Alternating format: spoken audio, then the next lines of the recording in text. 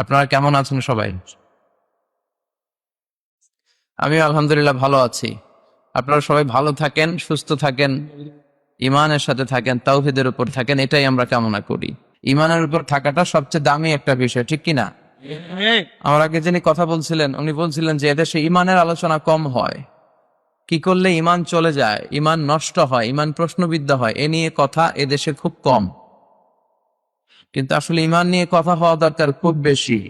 ঠিক, ইমানটা হতে হবে ইমানের মতো, যে ইমানে ভেজাল নাই, কোনো খাদ নাই, পরিপূর্ণ ইমান। আফাতুমিনুনা বিবাদিল কিতাব ওয়া তাকফুরুনা বিবাদ। আল্লাহ বলেন তোমরা কিতাবের কিছু মানবা কিছু ছাড়বা, এই মুমিন হইছো? এই মুমিন হইলে ডান্ডার বাড়ি রেডি আছে, যেরকম, ঠিক কিনা? পাক্কা ইমানদার হতে হবে। অনেকে আছে সহজ কথাগুলো মানে, কঠিনগুলো মানে না, আছে না নাই? মিষ্টি খাওয়ার সুন্নত মানে, মায়ের খাওয়া যে সুন্নত মানে না, আছে না নাই? বিশ্বনবী মিষ্টি খেতেন, ঠিক। বুখারীর বর্ণনা, কানা রাসূলুল্লাহ সাল্লাল্লাহু আলাইহি ওয়াসাল্লাম ইউহিব্বু আল হালাওয়া ওয়াল আসাল। বিশ্বনবী মধু খেতে পছন্দ করতেন, আবার মিষ্টান্ন খেতে পছন্দ করতেন। মধু খান তো আপনারা? জি হ্যাঁ, মধু খাবেন বেশি করে। মধুর মধ্যে অনেক এনার্জি আছে, গ্লুকোজ, সুক্রোজ, ফ্রুক্টোজ, ফ্রুকটোজ, অনেক গুরুত্বপূর্ণ উপাদান আছে যেগুলো খেলে আপনার দেহ সুস্থ থাকবে। দুইটা জায়গার ক্ষেত্রে এই কোরআনে শিফা শব্দ বলা হয়েছে, দুইটা জায়গায়। কয়টা জায়গায়? এক হচ্ছে কোরআন শিফা, ওয়া নুনাজ্জিলু মিনাল কোরআনি মা হুয়া শিফাউ ওয়া রাহমাতুল লিল মুমিনিন ওয়া লা ইয়াজিদুয যালিমিনা ইল্লা ফাসারা। কোরআন পড়লে শিফা। কোরআন পড়ে ফু দিলে অসুস্থ ব্যক্তিকে সুস্থ করে দেয় কে? সূরা ফাতিহার নাম হচ্ছে সূরাতুশ শিফা, দ্য সূরা অফ রেমেডি, আরোগ্য লাভ করার সূরা। সূরা ফাতিহা পড়ে ফু দিবেন, সুস্থ। বিশ্বাস হয় নাকি সন্দেহ সন্দেহ লাগে? সন্দেহ লাগলে কিন্তু ভালো হবে না, বিশ্বাস হইতে হবে। আপনার ইমানে যদি ঝামেলা থাকে তাহলে কিন্তু হবে না। অনেকে বলে হুজুর কত সূরা ফাতিহা পড়ে ফু দিলাম, কোনো কাম হয় না। এরকম ডাকাইত আছে না নাই? ওটা ডাকাইত, এটা কি? ওর ইমানে ঝামেলা। আপনার ইমান থাকতে হবে। ফু আর ফু পার্থক্য আছে না নাই? কেউ সারাদিন ফু দিয়ে মোমবাতি নিভাতে পারে না, আর অনেকে ফু দেয় পানির মধ্যে আগুন ধরে যায়, আছে না নাই? এজন্য বিশ্বাস থাকতে হবে। বিশ্বাস নিয়ে, ইখলাস নিয়ে যদি আপনি সূরা ফাতিহা পড়ে ফু দেন, অসুস্থকে সুস্থ করে দিবে কে? বিশ্বনবীর সাহাবারা সফরে বেরিয়েছেন আবু সাঈদ আল খুদরি রাদিয়াল্লাহু তাআলা আনহুর নেতৃত্বে। পথিমধ্যে দেখলেন এক গোত্রের এক সর্দার অসুস্থ।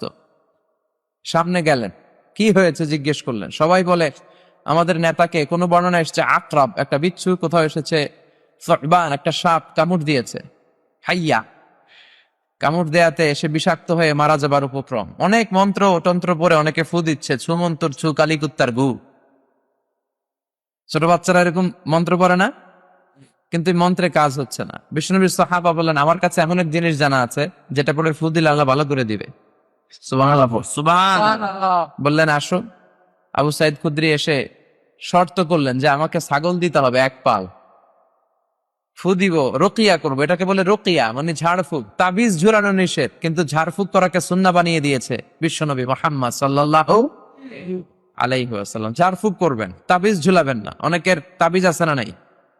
অনেক ছেলেপেলারা গলায় ঝুলায়, হাতে ঝুলায়, আবার কোমরে ঝুলায়। ওটার নাম দিয়েছে কাইতন। এই কাইতন, তাবিজ, এগুলো ছিঁড়ে ফেলবেন। এগুলো ছিঁড়ে সূরা ফাতিহা, আয়াতুল কুরসি, 3 কুল, সূরা ইখলাস, সূরা ফালাক, সূরা নাস পড়ে ফু দিলে অসুস্থরে সুস্থ করে দেয় কে? আবু সাঈদ আল খুদরি রাদিয়াল্লাহু তাআলা আনহু উনি বসলেন, বসে ফু দিলেন। প্রথম ফু দেয়াতে চোখ বন্ধ ছিল, চোখ খুলে ফেলছে। আবার ফু দেয়াতে শোয়া থেকে বসে গেছে। আরেকবার ফু দেয়াতে দাঁড়িয়ে হাঁটতে শুরু করেছে। তার মানে কোরআন পড়ে ফু দিলে সুস্থ করে কে? আরেকটা হচ্ছে মধু। মধু খেলেও সুস্থ করে দেয় কে? বেশি বেশি মধু খাবেন। মধুর ভেতরে আল্লাহ তাআলা শিফা দিয়ে দিয়েছে। তো বিশ্বনবীর সুন্নাহ আছে যেখানে, বরকত আছে সেখানে। এজন্য বিশ্বনবীর সুন্নাহর উপর থাকতে হবে, বিশ্বনবীর সুন্নাহর সাথে থাকতে হবে, তাহলে বরকত, ঠিক কিনা? আল্লাহ তুমি আমাদেরকে বোঝার তৌফিক দান করো। আমরা যেন ইমানের উপর থাকতে পারি। আল্লাহ বলেন আফাতুমিনুনা বিবাদিল কিতাব, কোরআনের কিছু মানবা কিছু ছাড়বা, তুমি মুমিন নও, তুমি মুনাফিক। চিল্লায় কম ঠিক কিনা? আমরা কি মুমিন হতে চাই না মুনাফিক হতে চাই? আল্লাহ তুমি তৌফিক দাও। আরো জোরে পড়েন আমিন। আসুন আমরা আল্লাহর দরবারে শুকরিয়া জানাই যে আল্লাহ তাআলা এত বিশাল গ্যাদারিং, অনেক মানুষ বসে আছেন, যদ্দূর দাঁড়িয়ে আছেন তার চেয়েও বেশি। আপনাদের কাছে আমি কমিটির পক্ষ থেকে দুঃখ প্রকাশ করছি যে আরো ডবল প্যান্ডেল করতে পারলে আপনাদেরকে হয়তো অ্যাকোমোডেট করার সুযোগ হতো, কিন্তু অনেক লোক চলে এসেছেন আলহামদুলিল্লাহ। নাস্তিকের যে দলগুলো ইসলামের বিরুদ্ধে কথা বলে ওদের এখানে নজর করে দেখা দরকার যে এখানে আল্লাহর অলিরা ভিড় জমিয়েছে, জোরে কোন ঠিক কিনা? ওরা কিছু প্রাইভেট চ্যানেলের সামনে বসে বসে ইসলামের বিরুদ্ধে কথা বলে ওরা মনে করে বাংলাদেশ থেকে ওরা ইসলামকে মুছে দিবে। ওদেরকে এইখানে দাওয়াত দেওয়া দরকার। ওরা যদি আধা ঘন্টা কোরআনের কথা শুনে আর আপনাদের স্লোগানগুলো শুনে ওদের এইখানে ডায়রিয়া হয়ে যাবে। কারণ যাদের মনের ভিতরে নেফাকি, যারা ইসলামকে পছন্দ করে না, ওরা আল্লাহু আকবার ধ্বনি সহ্য করতে পারে না, ঠিক কিনা? আল্লাহু আকবার ধ্বনির ভেতরে একটা স্পিরিট আছে না নাই? বিশ্বনবী জিহাদের ময়দানে যখন যেতেন তিনি তাকবীর দিতেন, তিনি পড়তেন আল্লাহু আকবার খারিবাত খাইবার বলে তিনি খাইবার দুর্গ বিজয় করেছেন। ওমরে ফারুক সর্বপ্রথম মক্কা যখন স্লোগান দিয়েছেন, আল্লাহর নামে তাকবীর দিয়েছেন, পড়েন আল্লাহু আকবার। এজন্য ওরা মনে করে ইসলাম ওরা মাটির নিচে গেড়ে দিবে ওদের বক্তব্য দিয়ে, কিন্তু ওরা জানে না ইসলাম হচ্ছে চারা বীজের মতো।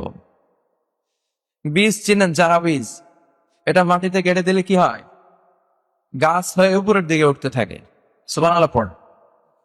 ইসলামের ধরনটা তো এরকম, এটা চারা বীজ, এটার মাটিতে গেড়ে দিলে এটার আরো লাভ। সুবহানাল্লাহ পড়েন। ইসলামের বিরুদ্ধে কথা বললে অপপ্রচার গুলো প্রচার হয়ে যায়। সুবহানাল্লাহ পড়েন। বিশ্বনবীর কণ্ঠে কোরআন শুনে হাজার হাজার মক্কার মুশরিক কাফের মুসলমান হতে শুরু করেছে। আবু জাহেল বলল, খবরদার কেউ যেন মুহাম্মদের কণ্ঠের কোরআন তেলাওয়াত শুনতে না যায়, কেউ যেতে পারবে না, ঘোষণা দিয়ে দিয়েছে। সামনেই ছিল হজের সিজন। আবু জাহেল বলল, মক্কায় ঢোকার যতগুলো গেট আছে প্রত্যেকটি গেটে দাঁড়িয়ে তোমরা হাজী সাহেবদেরকে বলবা যে মক্কাতে নতুন এক পাগল এসেছে, পড়েন না আউযুবিল্লাহ। যারাই এই পাগলের কথা শুনে তারা নিজেরাও পাগল হয়ে যায়। এজন্য হজ করতে আসছো ভালো কথা, হজ করবা, জমজমের পানি নিবা, খেজুর খাবা, কিন্তু মোহাম্মদ পাগলের কাছে যাওয়া যাবে না। আবু জাহেল তার স্টাফ, তার লোকদেরকে নিয়োগ করে দিল মক্কায় ঢুকার বিভিন্ন গেইটে। তো তারা সেখানে দাঁড়িয়ে আবু জাহেলের কথা মতো সব আগন্তুক হাজীদেরকে বলতে আরম্ভ করলো, খবরদার মক্কায় নতুন এক পাগল আসছে, নাম মোহাম্মদ, ওর কাছে যাওয়া যাবে না। হাজী সাহেবরা মনে মনে কয় আর কিছু করিয়ার না করি মোহাম্মদের দেখালনি। কারণ আল ইনসানু হারিসুন আলা মা মুনিআ, মানুষকে যেটা নিষেধ করা হয় মানুষ এটা করতে চায় বেশি, ঠিক কিনা? কেউই কিন্তু বিশ্বনবী মুহাম্মদ রাসূলুল্লাহ সাল্লাল্লাহু আলাইহি ওয়াসাল্লামকে চিনত না, কিন্তু আবু জাহেলের এই অপপ্রচারের কারণে বিশ্বনবীর প্রচার হয়েছে, যেরকম ঠিক কিনা? এজন্য ইসলামের অপপ্রচার যারা করতে চায় ওরা জানে না বা বুঝতে চায় না যে ইসলামের অপপ্রচারের মধ্যে দিয়ে আসলে ইসলামের প্রচার হয়ে যায়। এজন্য এই জামায়াত গুলোকে আমাদেরকে ইসলামের কল্যাণে কাজে লাগাতে হবে, তবে এটা যেন হয় ইখলাসের সাথে। এখন আমাদের ইখলাসের বড় ঘাটতি, ঠিক কিনা? সব হয়ে গিয়েছে বেশি, লোক দেখানো মনোভাব। কোন মাহফিলে কত বেশি মানুষ জড়ো করা যায়। আমরা যারা আলোচক আমরাও থাকি খুব প্রেসারের মধ্যে। মানুষের একটা টেন্ডেন্সি হয়ে গিয়েছে যে আলোচনা করালেই আমির হামজাকে দিয়ে করাতে হবে, হাফিজুর রহমান সিদ্দিকীকে লাগবে, মিজানুর রহমান আজহারীকে লাগবে। ওয়াই কেন? এলাকায় বড় আলেম নাই? বাঘা বাঘা আলেম আছে। প্রতিটি জেলা বড় বড় আলেমদেরকে আপনারা দাওয়াত করবেন, তাদের কাছ থেকে কথা শুনবেন। একজনের কাছ থেকে কথা শুনলেই হলো, কোরআনের কথা একজনের মুখ থেকে শুনলেই হলো, বরকত দিবে কে? তো এই সব খুব বেড়ে গিয়েছে, এত প্রেসার আমাদের উপরে। সকাল দুপুর রাত এমন কোন সময় নাই যে মানুষের জোরাজুরি টানাটানি এগুলোর মধ্যে আমরা পড়ি না। এটা ঠিক না। ভালোবাসারও একটা লিমিটেশন থাকা উচিত। আমরা যেন ইসলামকে ইসলামের মতো করে মানি, আমরা যেন লৌকিকতার মধ্যে ডুব না দেই, আমাদের ইখলাসকে যেন আমরা হারিয়ে না ফেলি। আল্লাহ তুমি তৌফিক দাও। আর জোরে পড়েন আমিন। চর সাহাভিকারী কারামাতিয়া বড় মৌলভী সাহেবের বাড়ি জামে মসজিদের উদ্যোগে কারামতিয়া বাজার সংলগ্ন এই গ্রামের নাম কি? চর সাহাবিকারী। কোন থানা? সোনাগাজী। আর কোন জেলা? ফেনী জেলা। ফেনীরে আপনারা কি ডাকেন? নাকি হেনি? আঙ্গবাড়ি হেনি, আরাসাই রেনি রেনি।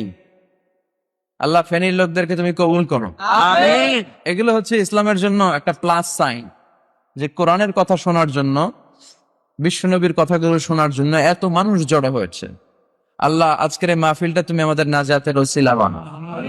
আর জোরে পড়েন আমিন। আজকে আমরা যে বইটা থেকে কথা শুনবো, বইটার নাম কি? সবাই বলতে হবে বইটার নাম। এই বইয়ে কোনো সন্দেহ আছে? সংশয় আছে? এই বইয়ের বিরুদ্ধে যদি কেউ কথা বলে তার সাথে আমাদের কোনো কথা আছে? এই বইয়ের পক্ষে যারা, আমরাও তার পক্ষে, ঠিক কিনা? আমরা যেন বেশি বেশি কোরআন তেলাওয়াত করতে পারি, তৌফিক দাও। প্রতিদিন যেন কোরআনের বঙ্গানুবাদ পড়তে পারি, তুমি তৌফিক দাও। ফ্যামিলিতে যেন কোরআন চর্চার একটা পরিবেশ আমরা করতে পারি, তুমি তৌফিক দাও। আপনি চাইলেই আপনার ফ্যামিলিটারে একটা কোরআনিক ফ্যামিলি করতে পারেন। সিদ্ধান্তটা আপনার। আপনার একটা শক্ত সিদ্ধান্তই পারে আপনার ফ্যামিলিকে জান্নাতি ফ্যামিলি বানাতে। আর আপনার একটা সিদ্ধান্তই পারে আপনার ফ্যামিলিকে একটা জাহান্নামের টুকরা বানাতে। এখন দ্য চয়েস ইজ ইয়োরস। সিদ্ধান্ত আপনার। আপনি কি করবেন? জান্নাতি বানাবেন না জাহান্নামী? জান্নাতি। কি হয়েছে এখানে? বসে যান, বসেন, আপনি বসেন। মিডিয়ার যারা, ওরাও কিন্তু ইসলামের খাদেম, ওরাও এই কথাগুলো ছড়িয়ে দিচ্ছে। তবে তোমরা খেয়াল রাখবা, এত কষ্ট করে যারা আসছে ওদের যাতে ডিস্টার্ব না হয়। বসে যাও, একবার সেট করে দাও। প্রোগ্রাম ক্লোজ হবে তখন ক্লোজ করবো, আর ওঠা বসা করবো না। কারণ অনেক বড় গ্যাদারিং, এখানে অর্গানাইজিং কমিটি চাইলেও এইটার পরিবেশকে নিয়ন্ত্রণ রাখা সম্ভব না, আউট অফ কন্ট্রোল। তো সেক্ষেত্রে সবার সহযোগী হতে হবে। মিডিয়া, ভলান্টিয়ার্স, আগন্তুক শ্রোতা, মেহমান যারা স্টেজে আছে। আমার এক আত্মীয়, উনি আলোচনা করে, এত লোক বসছে স্টেজে, হুজুর সহ স্টেজ ভাঙ্গা পড়ছে। আমার আয়সা বলতেছে, মাওলানা আমার তো উপরে অভিনাজিল হয়েছে। বললাম, আপনার উপর আবার ওহি আসলো কোত্থেকে? আপনি নবুয়তি দাবি করতেছেন নাকি? বলতেছে না, আমি আলোচনা করতেছিলাম, সভাপতি টভাপতি সব ভাঙ্গা পড়ছি আমরা। তো এজন্য আউট অফ ক্যাপাসিটি যেন কিছু না হয়। অনেক জায়গায় এত মানুষ হয়, তো লোক দেখে অর্গানাইজিং কমিটি বলে, হুজুর সামনে টানে। কি করেন? মুরিদ টিন চিনেন? ওই মুরিদ টিনের মতো আপনি লোকজন ইয়ে করেন। তো এই যে এত মানুষ সামনে টানলে ক্যামেরা ট্যামেরা প্যান্ডেল সহ পিছনে ভাঙ্গা পড়বে, ঠিক কিনা? তো শীতের রাত একটু গাদাগাদি করে বসলেও মজা আছে নাই? পৃথিবীর অনেক দেশে আবার এরকম শীত নাই, আমাদের দেশে যেরকম শীত। রেখলাতা শীতারি বসই, শীতের কথা আল্লাহ কোরআনে ঢুকাই দিছে, সুবহানাল্লাহ পড়ে। তো এই জন্য একটু নীরবতা বজায় রাখতে হবে। যারা আলোচক তাদেরকে মন খুলে প্রাণ খুলে কথা বলে দেওয়ার সুযোগ করে দিতে হবে। এখানে বিশৃঙ্খলা, ওখানে আওয়াজ, ওখানে ওঠা বসা, এরকম হলে কথা বলা যায়? কথা বলা যায় না। তো আপনারা একটু নীরবতা বজায় রাখবেন, একেবারে পিন ড্রপ সাইলেন্ট, পিন পতন নীরবতা। ডানে বায়ে, সামনে পেছনে কোথাও যেন আওয়াজ না হয়। বিশৃঙ্খল কোনো জায়গায় আমি বক্তব্য করতে পারি না। আপনারা সুশৃঙ্খল হয়ে বসেন। আমরা মহাবিশ্বের মহাবিশ্বয় মহাগ্রন্থ আল কোরআন আল কারীম থেকে প্রাণ খুলে আজকে কথা শুনবো, পড়েন ইনশাআল্লাহ। আল্লাহ তুমি কবুল করো। সব জায়গায় আল্লাহর নাম আছে না নাই? নামাজে, একামাতে, কোরবানিতে, জিকিরে। প্রথমে আল্লাহ আল্লাহ, শেষেও আল্লাহ আল্লাহ, আকাশে আল্লাহ আল্লাহ, জমিনে আল্লাহ আল্লাহ। পড়েন সবাই, প্রথমে আল্লাহ আল্লাহ, শেষেও আল্লাহ আল্লাহ, আকাশে আল্লাহ আল্লাহ, জমিনে আল্লাহ আল্লাহ। আবার পড়েন, প্রথমে আল্লাহ আল্লাহ, শেষেও আল্লাহ আল্লাহ, আকাশে আল্লাহ আল্লাহ, জমিনে আল্লাহ আল্লাহ। নিখিল জান গায়ে গুণগান তার নামে গায়, আমরাও গাহি তাআলা হামদে বারি তাআলা, হামদে বারি তাআলা, হামদে বারি তাআলা। সুবহানাল্লাহ পড়েন। ওয়াল আউয়াল ওয়াল আখির ওয়াল যাহির ওয়াল বাতিন। তিনিই প্রথম, তিনিই শেষ, তিনিই প্রকাশ্য, তিনি গোপন। সুবহানাল্লাহ পড়েন। আল্লাহর নামের জিকির সবসময় অন্তরে রাখার দরকার আছে না নাই? আল্লাহ তুমি তৌফিক দাও। আমি আজকে যে সূরাটা তেলাওয়াত করেছি সূরাটার নাম হচ্ছে সূরাতুদ দাহার বা সূরাতু আল ইনসান। ইনসান মানে হচ্ছে মানুষ। ইনসান মানে কি? সূরার নাম হচ্ছে সূরাতুল ইনসান। চিল্লায় বলেন সূরার নাম। আরো জোরে বলেন সূরার নাম সূরাতুল ইনসান। এই সূরাটি মাক্কি সূরা। কি সূরা? আমি যখন বক্তব্য করি আমি কনসিডার করি যারা আমার সামনে বসে আছে তারা আমার ছাত্র, আর আমি শিক্ষকের পর্যায়ে বসে আছি। তো যখনই প্রশ্ন করবো আওয়াজ করে উত্তর দেওয়ার দরকার আছে না নাই? সূরার নাম সূরাতুল ইনসান। চিল্লায় বলেন সূরার নাম। এটা মাক্কি সূরা। কি সূরা? আয়াত 31টা। কয়টা? শুধু আল ইনসানি এই সূরার নাম নয়, এই সূরার আরেকটা নাম আছে, সেটা হচ্ছে সূরাতু আত-তাহার। কি নাম? আল্লাহ বলেছেন এই সূরার শুরুতে হিনুম মিনাদ দাহার, এখান থেকে আত-তাহার শব্দটাকে সূরার নামকরণ করা হয়েছে। সুবহানাল্লাহ বলেন। আর যেহেতু প্রথমে আছে হাল আতা আলাল ইনসান, সেই হিসাবে ইনসান অনুযায়ী এই সূরার নামকরণ করা হয়েছে সূরাতুল ইনসান। পড়েন সুবহানাল্লাহ। এই সূরাটাকে বিশ্বনবী সাল্লাল্লাহু আলাইহি ওয়াসাল্লাম জুমার দিন, সহিহ বুখারীর বর্ণনা, এগুলো হচ্ছে ইনফরমেশন, খুব জরুরি ইনফরমেশন, আমলের নিয়তে শুনেন। জুমার দিন ফজরের নামাজের ফরজ 2 রাকাতের দ্বিতীয় রাকাতে বিশ্বনবী এই সূরাটা তেলাওয়াত করতেন। সুবহানাল্লাহ। আর প্রথম রাকাতে পড়তেন সূরাতু আস-সাজদা, আলিফ লাম মিম তানজিলুল কিতাব লা রাইবা ফি মির রাব্বিল আলামিন। তাই না? এই আস-সাজদা দিয়ে জুমার দিন ফজরের সালাতের প্রথম রাকাত, আর আল ইনসান দিয়ে জুমার দিন ফজরের সালাতের দ্বিতীয় রাকাত। চিল্লা একদম ঠিক কিনা? মানুষ হচ্ছে কোরআনের কেন্দ্রীয় আলোচ্য বিষয়, the central theme of the holy Quran. আপনাকে যদি কেউ প্রশ্ন করে what is the central theme of the holy Quran, কোরআনের কেন্দ্রীয় আলোচ্য বিষয় কি, যদিও এটা নিয়ে পৃথিবীতে অনেক ডিবেট আছে। কেউ বলেছে কোরআনের subject matter or the central theme of the holy Quran হচ্ছে যিকরাল আখিরা, আখিরাতের স্মরণ। কোরআনের 30 পারায় যা আছে এক কথায় যদি কেউ বলতে চায় তাহলে বলবে এটা আখিরাতের স্মরণ। এটা ঠিক। আবার কেউ কেউ বলেছে কোরআনের সেন্ট্রাল থিম হচ্ছে কানেক্টিভিটি উইথ ইউর লর্ড, আল্লাহর সাথে আপনার সম্পর্ককে কিভাবে বাড়ানো যায়, কোরআনে এই কথাই বলা হয়েছে।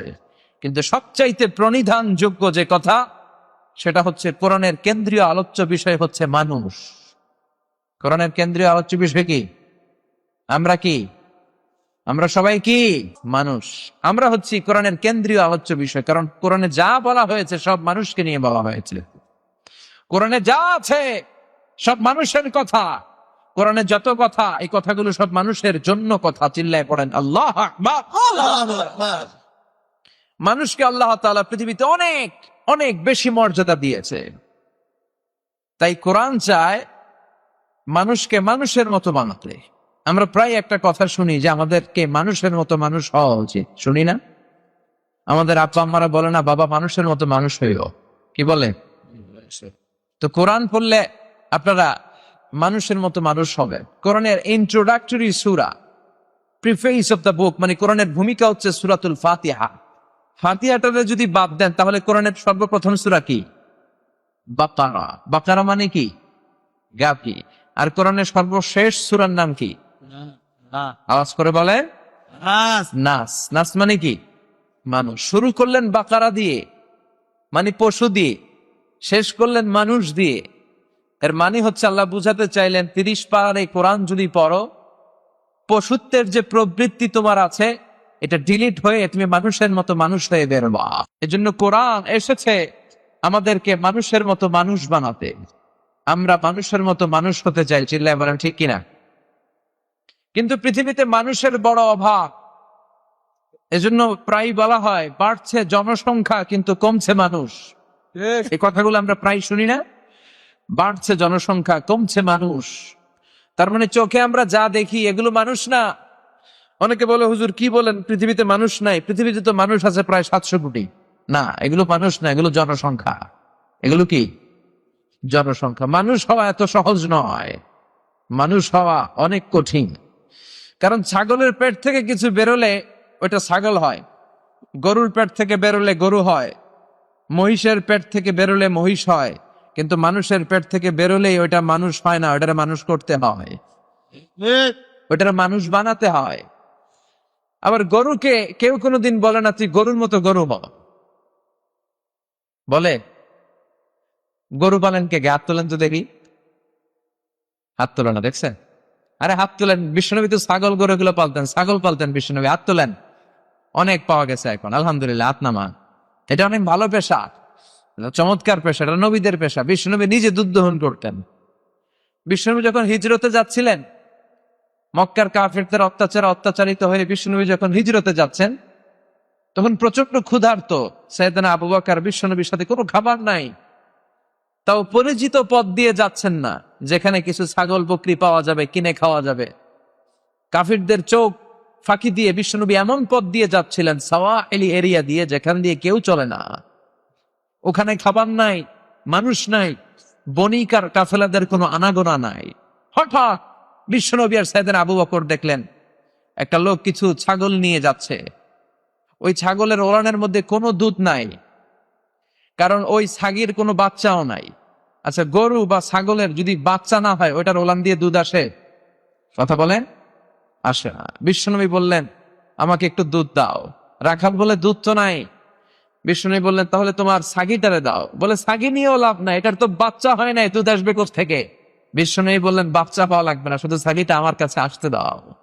বিশ্বনবী বিসমিল্লাহির রহমানির রহিম বলে, সন্তান হয় নাই, ছাগল বাচ্চা জন্মায় নাই, এরকম একটা ছাগির ওলানে যখন হাত লাগালেন, মুহূর্তের মধ্যে ওলান ভর্তি দুধ এসে গেল।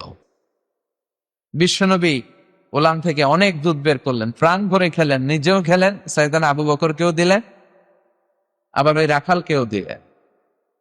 তো এই ছাগল যারা পালেন, কেউ কি কোনোদিন ছাগলের বলে তুই ছাগলের মতো ছাগল হইস?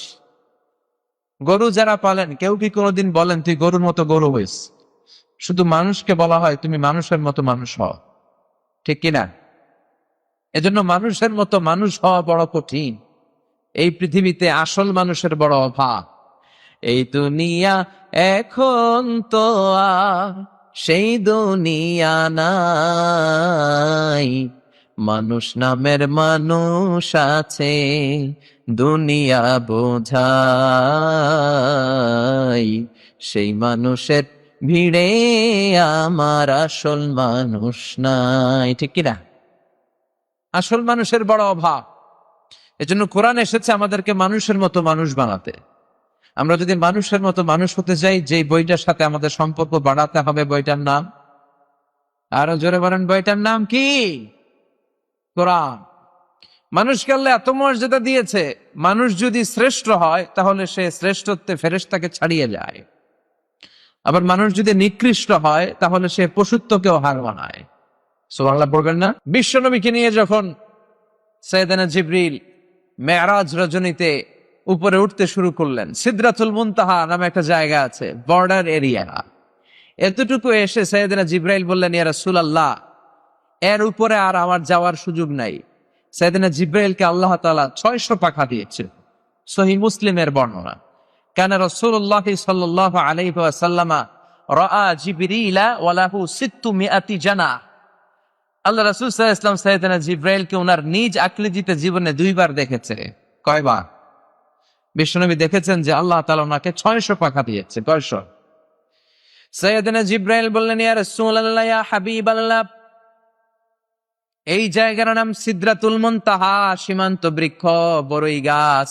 এইটা হচ্ছে আমার লাস্ট ডেস্টিনেশন। এটার উপরে আর যাওয়ার সুযোগ আমার নাই। আমার সৃষ্টির পর থেকে আজ পর্যন্ত লক্ষাধিক নবীর কাছে আমি ওহী নিয়ে গিয়েছি। এই জায়গায় কান পেতে আল্লাহর আদেশ শুনেছি, আল্লাহর দেয়া বাণী নিয়ে নবীদের কাছে পৌঁছে দিয়েছি। আজ পর্যন্ত আমিও জিবরাইল আল্লাহর দেখি নাই। এটা আমার শেষ বর্ডার গো নবী, এখান থেকে আমি উপরে যেতে পারবো না। যদি 1 ইঞ্চি আল্লাহর অনুমতি ছাড়া আমি উপরে যাই, আমার 600 পাখা জ্বালিয়ে সারখার করে দিবেন কে? ও নবী, এখান থেকে আপনার খেলা শুরু, আমার খেলা শেষ। আল্লাহু আকবার। যান, উপরে যান, রবের সাথে মিটিং করে আসেন, সাক্ষাৎ করে আসেন। রব্বুল আলামিন আপনাকে সারপ্রাইজ দেওয়ার জন্য ওনার আরো সে অপেক্ষা করছে, উপরে যান, মিটিং শেষে আবার আসলে আমার এখানে পাবেন। সুবহানাল্লাহ। 1 ইঞ্চি উপরে গেলে আমার পাখা জ্বলে যাবে। তার মানে মানুষ যখন শ্রেষ্ঠ হয়, সে শ্রেষ্ঠত্বে ফেরেশতাকে ছাড়িয়ে যায়। সুবহানাল্লাহ পড়ে। আর যদি নিকৃষ্ট হয়, সে পশুত্বকেও হার মানায়। সে শুধু পশুই হয় না, আল্লাহ বলে পশুর চেয়েও খারাপ। এরকম আছে না নাই? দেখবেন একটা পশু আর একটা পশুকে সহজে মারতে চায় না, আর নিজ গোত্রীয় হলে তো মারবেই না। ছাগল ছাগলকে হত্যা করে, আপনি দেখাতে পারবেন না আমাকে। একটা হাতি আর একটা হাতিকে হত্যা করছে, দেখাতে পারবেন? কথা বলা যায়, কথা বোঝা যাচ্ছে না বোধ হয়। একটা বাঘ রিজিকের তাগিদে হরিণকে খায়, কিন্তু একটা বাঘ কি আর একটা বাঘকে মারে? একটা শিয়ালকে আর একটা শিয়ালকে মারে? কিন্তু মানুষ মানুষকে মারে না? মারে, বিভিন্ন পদ্ধতিতে মারে। গুলি করে মারে, ফাঁসি দিয়ে মারে, গুম করে মারে, ক্রস ফায়ারও মারে। বিচার বহির্ভূত এরকম হত্যা এই দেশে আছে না নাই? পশুর চেয়েও খারাপ, মেরে ফেলে। আবার আপনি কখনো শুনবেন না একটা সিংহ আর একটা সিংহকে মেরে 10টা টুকরা করেছে। একটা হাতি আর একটা হাতিকে মেরে 20 টুকরা করেছে, কিন্তু মানুষ করে না। একটা মানুষ আর একটা মানুষকে শুধু নৃশংস হত্যাই করে না, 10 টুকরা করে, 15 টুকরা করে, বস্তাবন্দি করে, খাল আর ডোবাতে ফেলে দিয়ে আসে। 3 দিন 4 দিন পর এই লাশ ভেসে ওঠে, মোটা লাশ, পত্রিকায় বিভৎস চেহারা আমরা প্রায় দেখি না?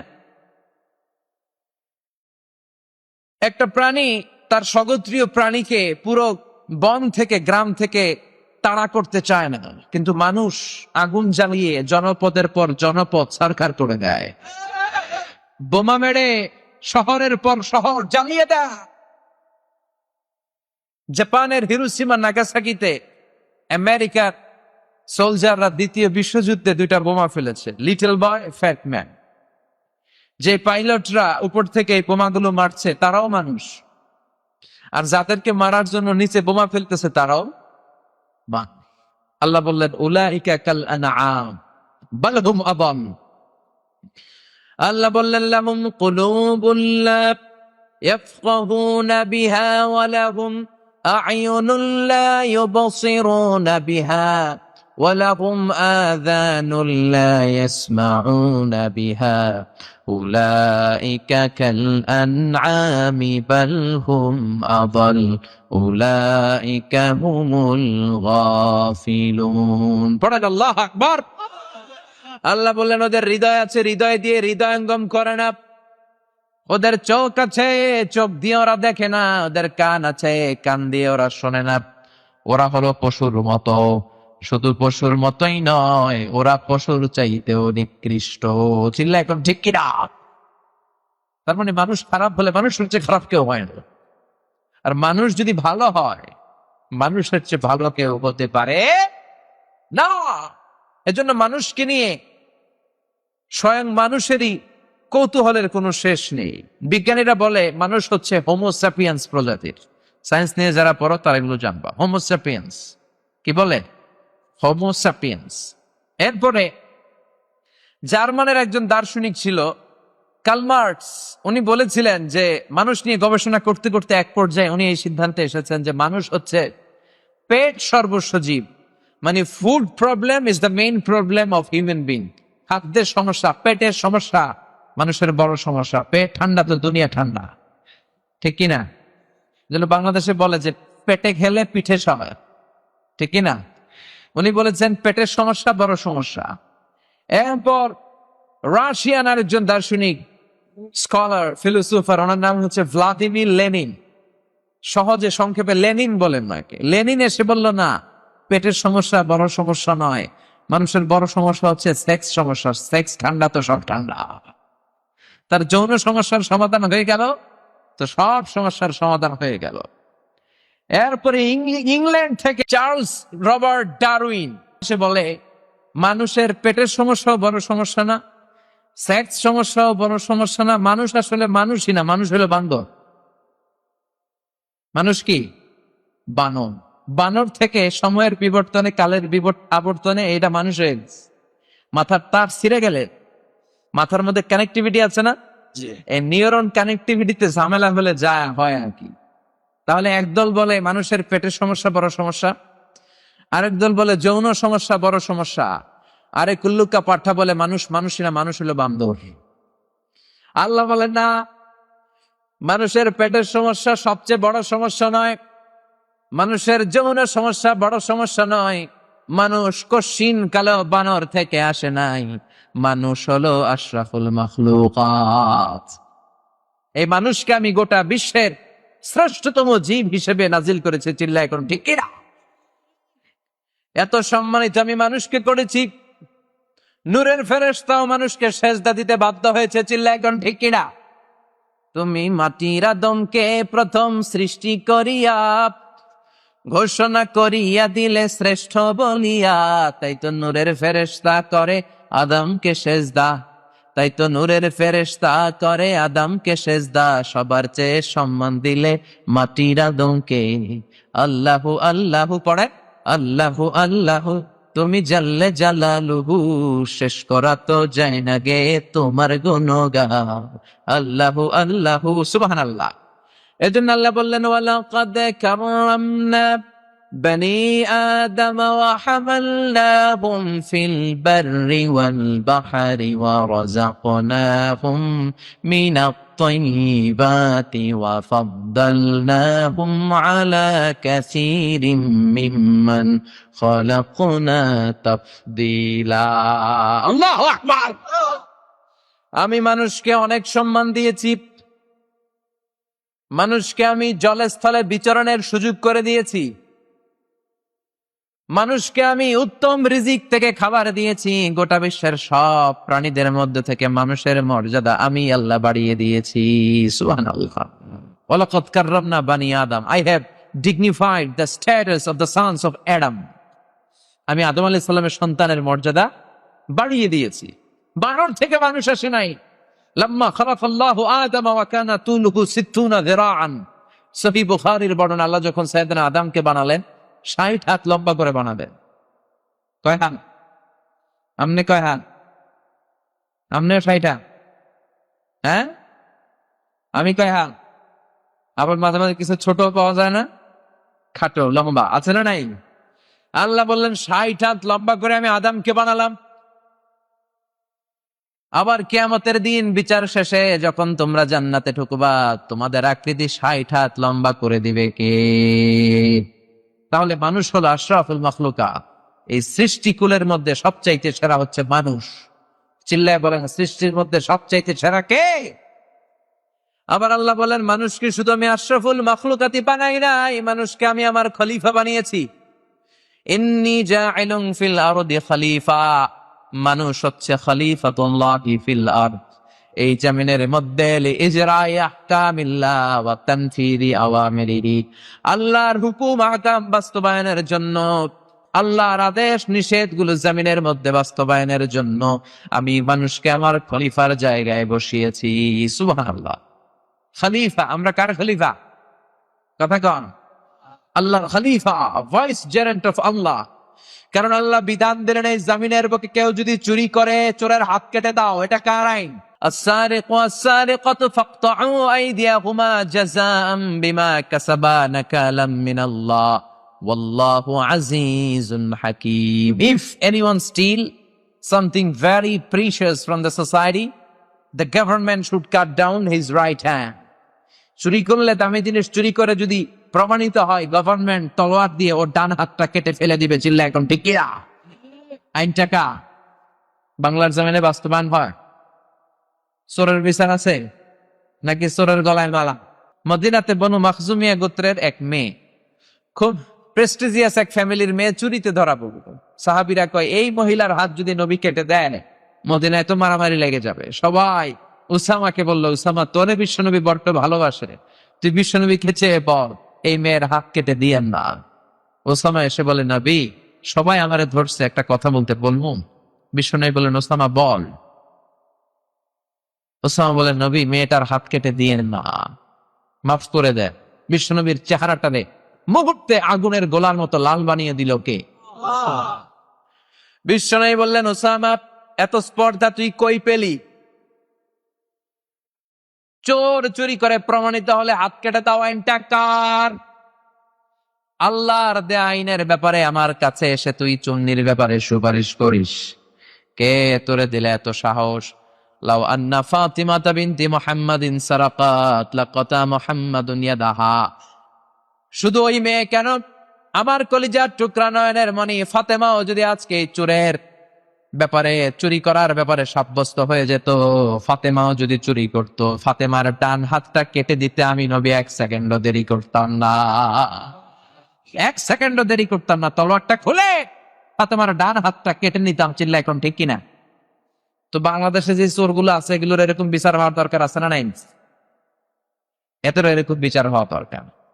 চোরের হাত কেটে দিলে আর চুরি থাকবে না। একটা চোরের বিচার যদি রাষ্ট্রীয় ভাবে করা হয়, জেল গেটের ভিতরে, জেলখানার ভিতরে এক চোরের হাত কেটে দেওয়া হবে, টেলিভিশনে যদি দেখানো হয়, অথবা বাইতুল মুকাররমের স্কয়ারের সামনে, কিংবা আমাদের সংসদ ভবনের সামনে তো বিশাল জায়গা, ওখানে মঞ্চ বানিয়ে একটা চোরকে চুরির জন্য যদি ওর হাতটা কেটে দিয়ে আমাদেরকে দেখানো হয়, লাইভ ব্রডকাস্ট, সরাসরি সম্প্রচার আসিতেছে, বাংলাদেশে একটা চোরও থাকবে? কথা কন, থাকবেন। তবে এই বিচারগুলো করতে হবে স্বচ্ছ, ট্রান্সপারেন্ট ওয়েতে। লাউ সুর, কত সুর, মুরগি সুর, এই সুর না। যারা 1000 কোটি টাকা চুরি করে, দেশের টাকা বিদেশে পাচার করে, দেশের সব খাইয়া দেশের রে ফতুর বানায় দেয়, এরকম চোর আছে না? বড় চোরগুলো আগে। এরকম কিছু বড় চোরের বিচার হলে এ বাংলার জমিনে আর কোন চোর জন্মাবে না। চুরি করার আগে 10 বার ভেবে নেবে। চিল্লায় বলেন ঠিক কিনা? ধর্ষণ করলে ইসলামের বিচার আছে না নাই? অবিবাহিত করলে 100 বেত দাও, বিবাহিত করলে পাথর মেরে দেহটারে উড়িয়ে দাও। তাই এরকম একটা বিচার যদি করে দেখাতে পারে প্রধানমন্ত্রী, বাংলার জমিনের ধর্ষক খুঁজে পাওয়া যাবে না, পাওয়া যাবে না।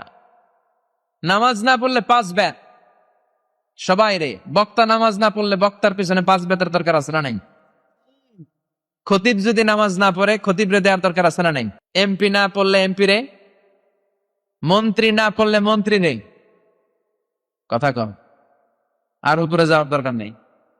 তার মানে নিয়মটা সবার জন্য এরকম হওয়া দরকার যে নামাজ পড়বে না তো 5 বেত, কারণে হয় না। সবার জন্য আল্লাহর আইন সমান। এজন্য আল্লাহ বললেন, গোলাম, তোকে আমি খলিফা বানিয়েছি, আমার প্রতিনিধি। কোরআনে দেয়া আমি আল্লাহর যত বিধান আছে, আহকাম গুলো আছে, দুনিয়ার বুকে তুই পালন করবি, তাই তুমি আমার খলিফা। সুবহানাল্লাহ।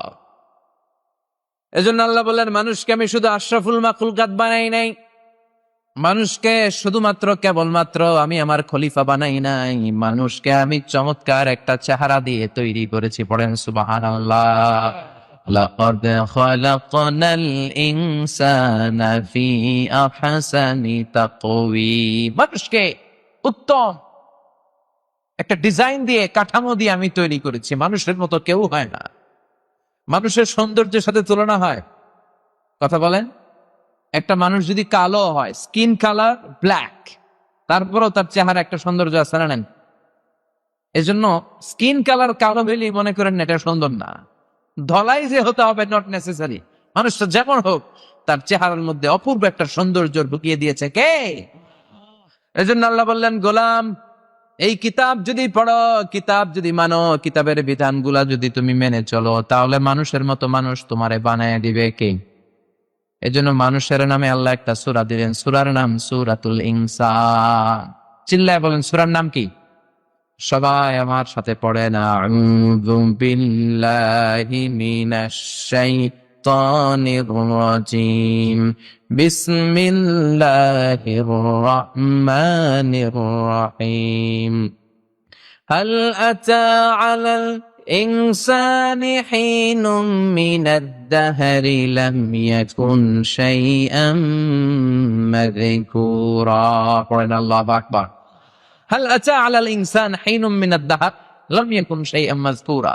প্রতিটি মানুষের জীবনেই এমন একটা সময় এসেছে উল্লেখ করার মতো সে কিছুই ছিল না। সে ছিল জিরো। জিরো থেকে আঙ্গুরে হিরো বানাইছে কে? আমার কোনো নাম ছিল না, গ্রাম ছিল না, আমার কোনো পরিচয় ছিল না।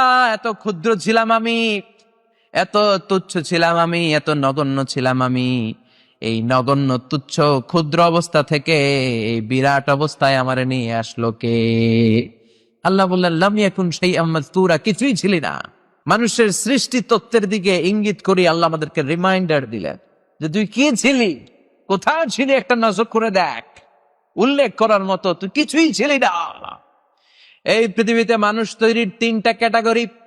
ক্যাটাগরি নাম্বার 1, বাবাও নাই, মাও নাই, সৈয়দনা আদম, ঠিক কিনা? আবার মা আছে, বাবা নাই। এই পদ্ধতিতে আল্লাহ কাকে বানিয়েছেন? ঈসা আলাইহিস সালাম। আবার দুনিয়ার সব আমরা সলিমুদ্দি আর কলিমুদ্দি, আমাদের বাবাও আছে, মাও আছে। সৈয়দনা আদম আলাইহিস সালামকে আল্লাহ তাআলা তিনটা স্টেজে তৈরি করেছেন। প্রথমে সৈয়দনা আদমের জন্য আল্লাহ তাআলা জমিন থেকে মাটি নিলেন, তিনিন লাযিব, এঁটেল মাটি। এঁটেল মাটি নিয়ে আকাশকে বললেন ইয়া সামাউ আমতিরি আলাইহি 40 সানা, ও আকাশ মাটির উপরে 40 বছর বৃষ্টি ঢাল। কয় বছর? 40 বছর বৃষ্টির পানিতে মাটি যখন মিশে গেল, মাটিটা হয়ে গেল হামাইম মাসনুন, কাদা মাটি। কি মাটি? এবার কাদা মাটি থেকে গেল 40 বছর।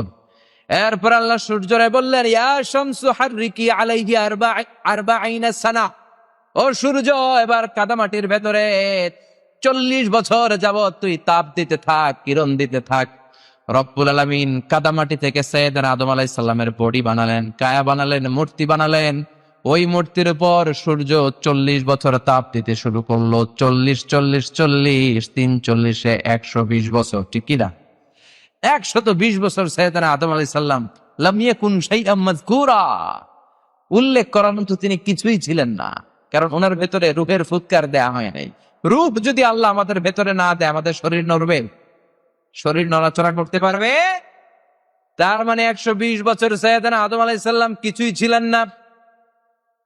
আবার আমরাও দুনিয়ার বুকে যখন এসেছি, আমাদের মায়ের পেটের ভেতর আমরা 40 40 করে 3 40 120 দিন যাবত কিছুই ছিলাম না। সুবহানাল্লাহ। বুখারীর বর্ণনা, লাম্মা খালাকাল্লাহু আদম ওয়া কানা তুলহু 60 যিরাআন।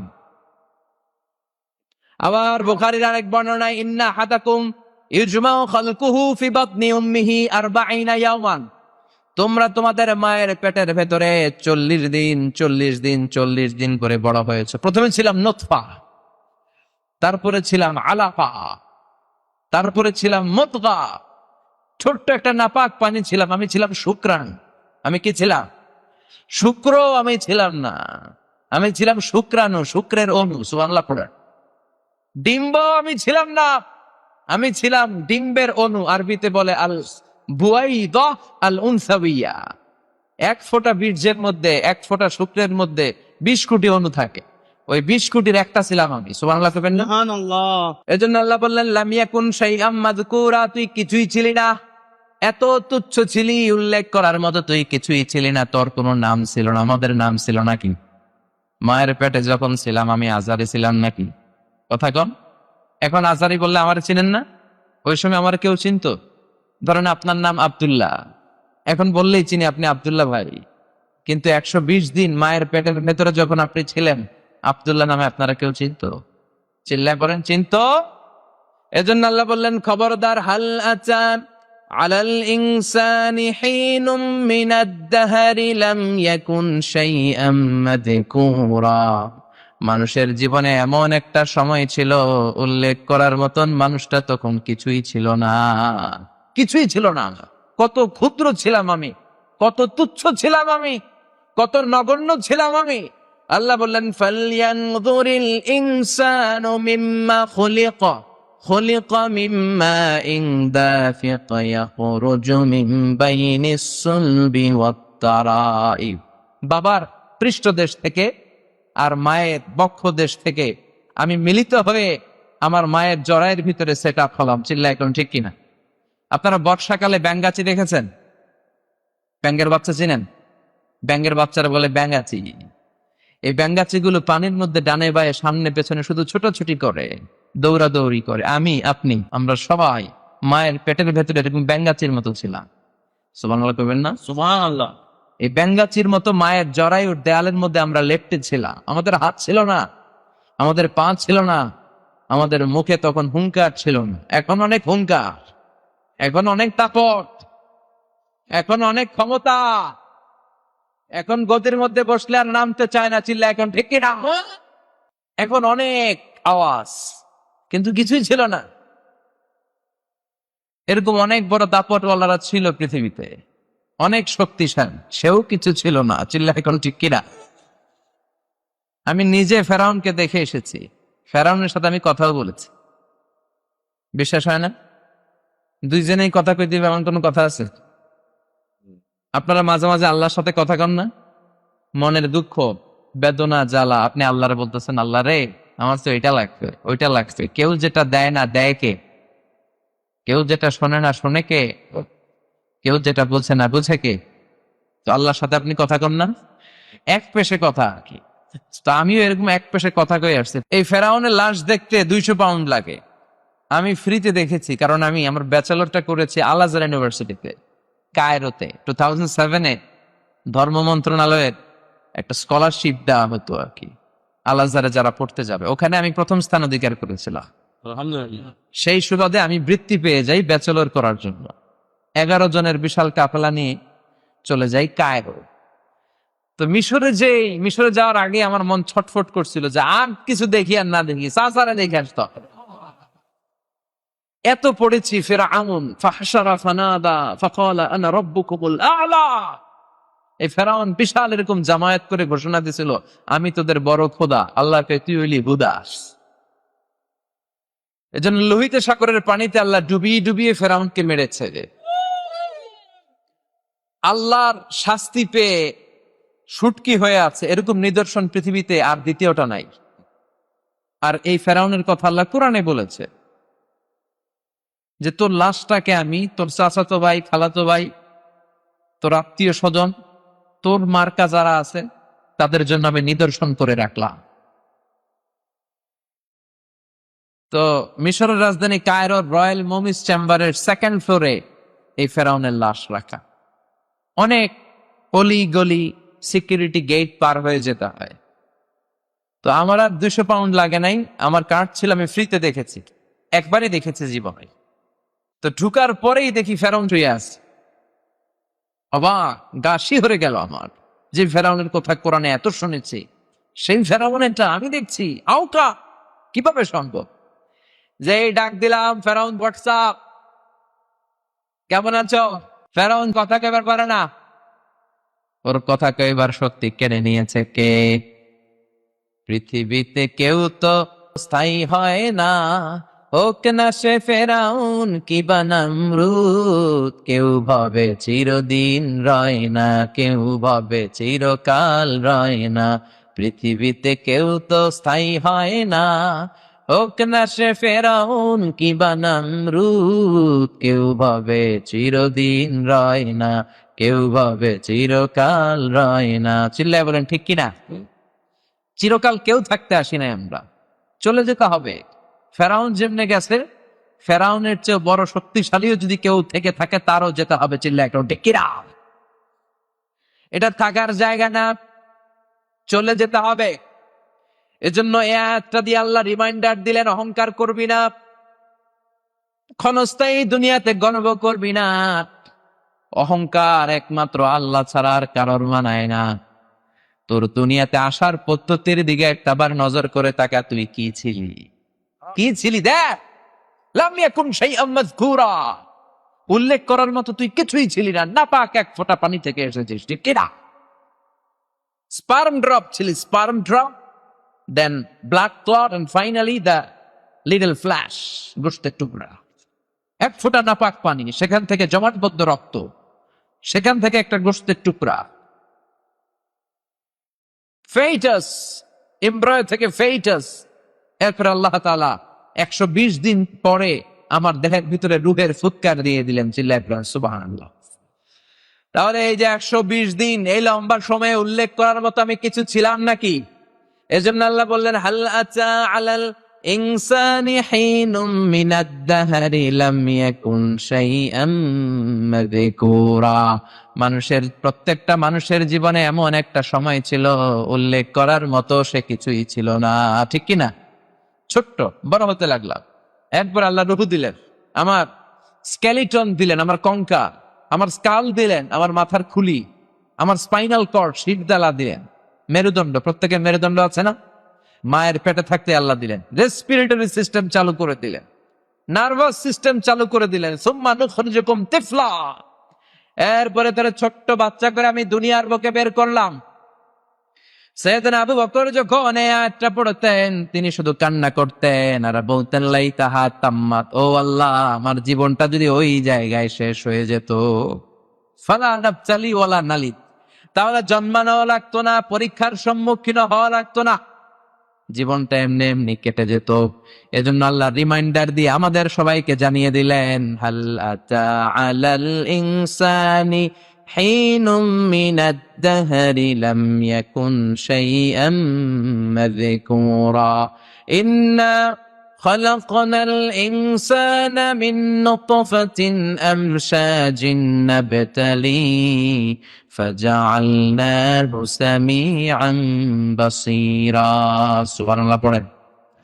আল্লাহ বললেন এরপরে তোদেরকে আমি বানালাম মিন নুতফাতিন আমশাজায় আখলাক, মিশ্রিত পানি থেকে, এক ফোঁটা শুক্রাণু এক ফোঁটা ডিম্বাণুকে মিশ্রিত করে মায়ের পেট থেকে তোরে আমি বড় করলাম, তোকে আমি সামিআম বাসীরা বানালাম, চোখ দিলাম, তোকে আমি কান দিলাম। এই যে আমাদের ছোট্ট দুইটা চোখ, চোখ দিয়ে যে পৃথিবীর সৌন্দর্য দেখি, এই চোখ দুটা দিয়েছে কে? এই চোখ দুইটা দিয়ে যদি নজর করে পৃথিবীর দিকে তাকান আপনি পৃথিবীর মালিকরে খুঁজে পাবেন, ঠিক কিনা?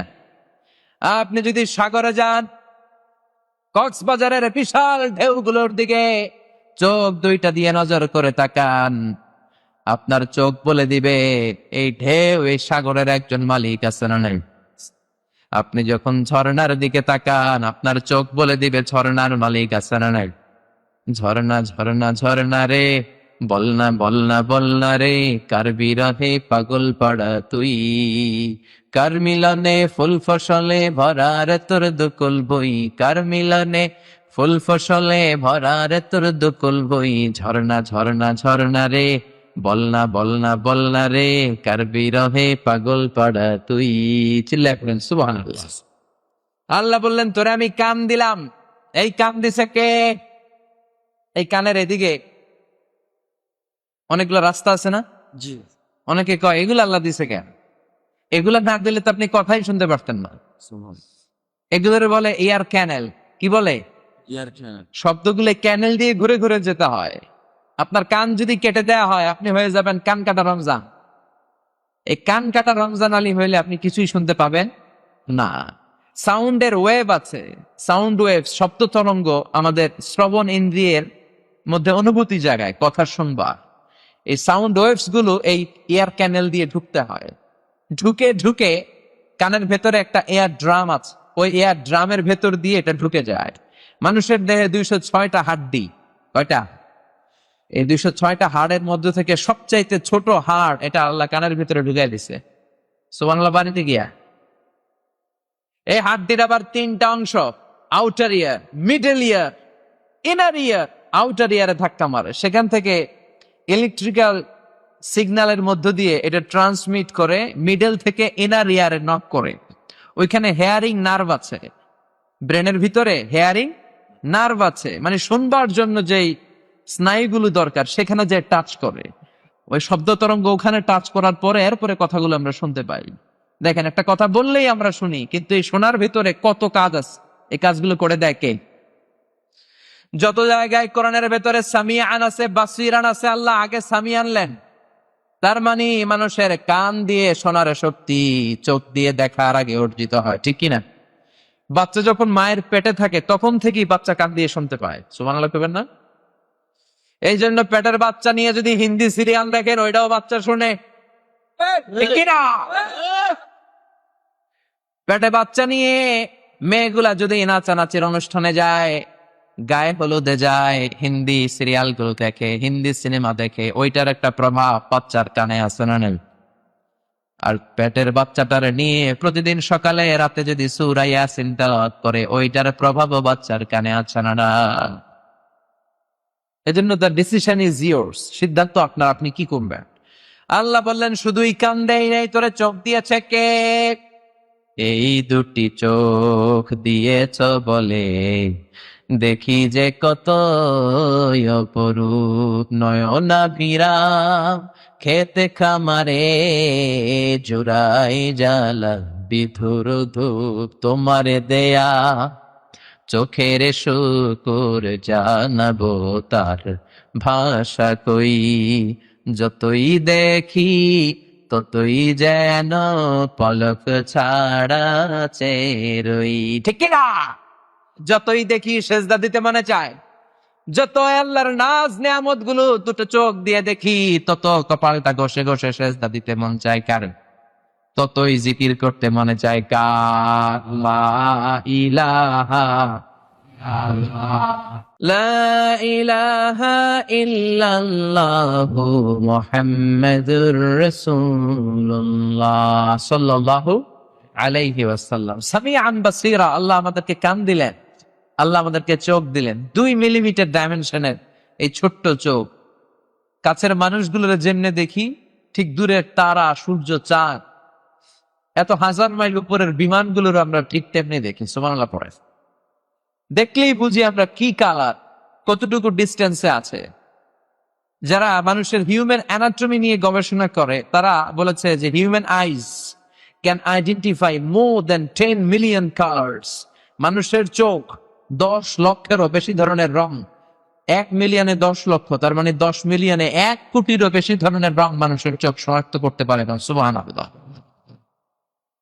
এই ক্যামেরার ভিতরে মেগাপিক্সেল আছে না?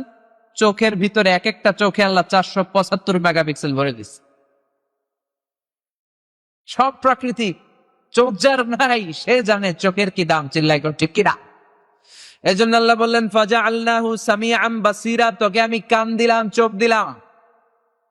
এরপর আল্লাহ বললেন ইন্না হাদাইনাহু সাবিলা ইম্মা শাকিরা ওয়া ইম্মা কাফুরা। আমি আল্লাহ তোকে হেদায়েত দিলাম। হেদায়েতের রাস্তা দেখিয়ে দিয়েছে কে? আল্লাহ ছাড়া কেউ আমাদেরকে হেদায়েত দিতে পারে নাকি? পৃথিবীতে কোন নবী হেদায়েত দিতে পারে? বুঝে শুনে উত্তর দিয়ে। নবী কিন্তু নবী হেদায়েত দিতে পারে? পৃথিবীতে অনেক বাবা ছিল নবী, ছেলের হেদায়েত হয়নি, আছে না নাই? ছেলে ছিল নবী, বাপের হেদায়েত হয় নাই, আছে না নাই? স্বামী ছিল নবী, স্ত্রীর হেদায়েত হয় নাই, আছে না নাই? স্ত্রী ছিল আল্লাহর ওলি, কিন্তু স্বামীর হেদায়েত হয় নাই, আছে না নাই? সাইয়েদনা ইব্রাহিম ছেলে নবী, কিন্তু বাপের কপালে ঈমান জোটে নাই, ঠিক কিনা? সাইয়েদনা নূহ আলাইহিস সালাম বাবা নবী, ছেলে কেনানের কপালে ঈমান জোটে নাই। সাইয়েদনা লূত আলাইহিস সালাম আল্লাহর নবী, কিন্তু লূত আলাইহিস সালামের স্ত্রীর কপালে হেদায়েত জোটে। আবার আসিয়া আল্লাহর প্রিয় বান্দি, আসিয়ার স্বামী ফেরাউনের কপালে হেদায়েত আছে নাকি? হেদায়েত দেয় কে? ইন্নাকা লা তাহদি মান আহাবাবতা ওয়ালাকিন্নাল্লাহা ইয়াহদি মান ইয়াশা। ও নবী, আপনি চাইলেই কাউরে হেদায়েত দিতে পারবেন না, হেদায়েত দেওয়ার মালিক কে? এজন্য আল্লাহ বললেন ইন্না হাদাইনাহু সাবিল, আমি পথ দেখিয়েছি। ইম্মা শাকিরা ওয়া ইম্মা কাফুরা। ডান দিক কোনটা, বাম দিক কোনটা, কোন পথে চললে জান্নাতে যাবি আর কোন পথে চললে জাহান্নামে যাবি, দুইটা পথ দেখিয়ে দিয়েছে কে? কিন্তু জোরাজুরি করে নাই। আল্লাহ আমাদেরকে ফ্রিডম দিয়েছে। এখানেই ফেরেশতা আর মানুষের মধ্যে পার্থক্য। ফেরেশতার কোনো স্বাধীনতা নাই, স্বাধীনতা আছে, কিন্তু মানুষকে স্বাধীনতা দিয়েছে কে? আল্লাহ বললেন চাইলে শাকুরা হবি, শাকুরা মানে শুকর গুজার, আবার চাইলে হবি কাফুরা, আপনি শুকর গুজার হতে পারেন। শুকরিয়া করলে আপনার উপর আল্লাহ যে নেয়ামত দিয়েছে, এই নেয়ামত গুলো বাড়িয়ে দিবে কে? আর কুফরি করলে নেয়ামত আল্লাহ যা দিয়েছে এগুলোরও কেড়ে নিবে কে? এখানে এ আয়াতে আল্লাহ তাআলা মাত্র মানুষের 2টা কিসমের কথা বললেন। কয়টা? একটা শাকুরা, একটা কি? শাকুরা, আর একটা কাফুরা। আরো অনেক কিসিমের মানুষের কথা আল্লাহ বলেছেন। আল্লাহ বলেছেন কিছু মানুষ আছে কতুরা, কিছু আছে মানুআ, কিছু আছে জাজুআ, কিছু আছে ইয়াউসা, কিছু আছে জালুমান জাহুলা, আবার কিছু আছে মুতাবজাবিন, ডানেও না বায়েও না, এরকম আছে না নাই? আল্লাহর নাম দিয়েছে মুজাবজাবিন, ডানেও যায় না বায়েও যায় না, নেহি এদার নেহি ওদার, দারমিয়ান মে সদর বাদার, এরকম আছে না নাই? আছে আছে। দুই নৌকায় পাড়া দিলে যা অবস্থা হয়, নৌকায় চড়ছেন না, দুই নৌকায় পাড়া দিয়ে বেশিক্ষণ থাকা যায়? হয় ওই নৌকায় উঠে যেতে হবে, নয় এই নৌকায় ফিরে আসতে হবে। চিল্লা এখন ঠিক কিনা? কিছু লোক আছে দুই নৌকাতেই পাড়া দেয়, নেহি এদার নেহি ওদার, দারমিয়ান মে সাতার বাদা, এরা উপর দিয়ে ফিটফাট, ভিতর দিয়া সদরঘাট। এদের অবস্থা বড় ভয়ঙ্কর, এদের ভেতরে এক বাইরে আর এক, এদের নাম মুনাফিক। ঠিক কিনা? এরকম আছে না নাই? আছে। এরা কোন দিকে চলবে এরা জানে না। একবার মনে মনে ভাবে আলেম ওলামাদের সাথে থাকি তাইলে আল্লাহর রহমত পাওয়া যাবে, আবার কয় না শাহবাগে যে বক্তব্য দেই তাহলে টাকার বান্ডিল পাওয়া যাবে। আছে না নাই? যেদিকে বৃষ্টি এরা ওইদিকে ছাতা ধরে, যখন যারা ক্ষমতায়, যখন যাদের দাপট, তখন তাদেরকে তেল মারে। আছে না নাই? এদের চরিত্র মাছির মতো, আর মুমিনের চরিত্র হচ্ছে মৌমাছির মতো। মৌমাছি শুধু সুঘ্রাণ যুক্ত জায়গায় বসে, ফ্লাওয়ার নেকটার যেখানে সুঘ্রাণওয়ালা ফুল আছে মৌমাছি ওইখানে বসে, কিন্তু মাছি ফুলের উপর বসে, মিষ্টির উপর বসে, মধুর উপর বসে, আবার টয়লেট খোলা থাকলে টয়লেটের মাঝখানে যায় বসে। আছে না নাই? এখন আপনি কি মাছি হবেন না মৌমাছি হবেন? The decision is years. আমরা কি মাছি হব নাকি মৌমাছি?